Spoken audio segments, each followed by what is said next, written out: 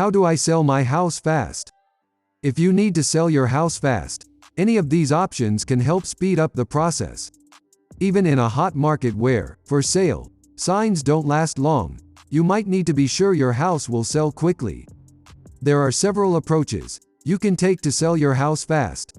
The right one for you may depend less on your exact timeline, and more on what you prioritize in addition to speed.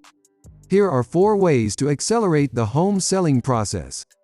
Sell to an iBuyer. An iBuyer is a company that will buy your home directly with a cash offer.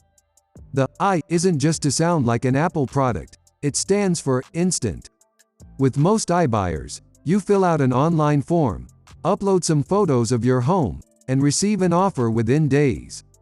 One big caveat: iBuyers don't operate in all parts of the country, and they only buy certain types of homes.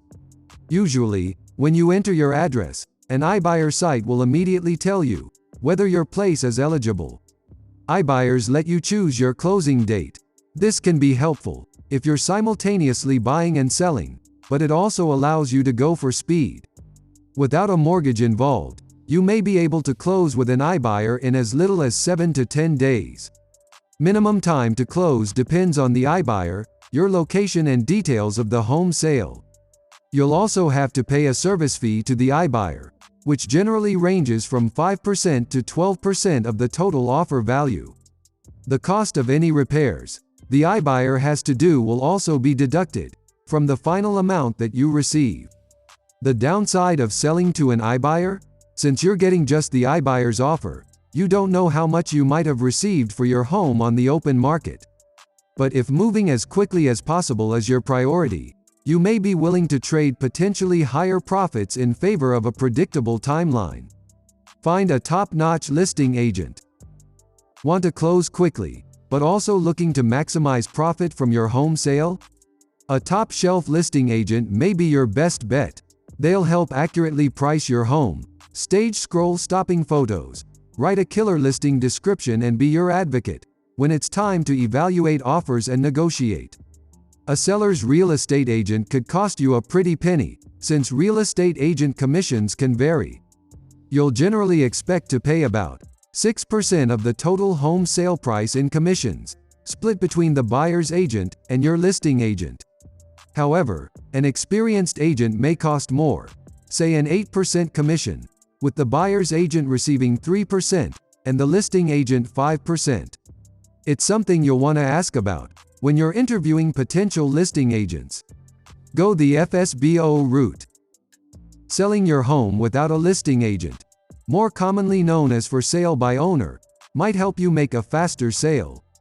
Though selling to a relative or friend is one reason FSBO homes tend to move fast, 2020 data from the National Association of Realtors shows that FSBO homes' median time on the market was just 1 week, versus 3 weeks for agent-assisted sales. For FSBO sales where the seller knew the buyer, the median time was 0. The downside of selling your house without an agent? If you don't already have an intended buyer, you've got to find one. Putting out the word to your network could get you a ready buyer, but they might expect to pay a friends and family price rather than market value. You'll also take on listing agent tasks like marketing, whether that's a yard sign or an online listing, buyer walkthroughs, and negotiating. And while FSBO homes spent less time on the market in 2020, NAR data shows they also sold for lower prices. The median price for agent-sold homes was $295,000 in 2020, while the median price for FSBO homes was $217,900. Though this may be partially due to differences in the types and locations of homes sold, FSBO sales were more likely to involve manufactured homes and be in rural areas. That $77,100 gap is worth a second thought. Choose a cash buyer. Whether you're working with a listing agent or selling your home on your own, opting for a buyer making a cash offer can also accelerate the closing process. The buyer simply has the money, so there's no need to worry about whether their financing will fall apart or how long mortgage underwriting will take.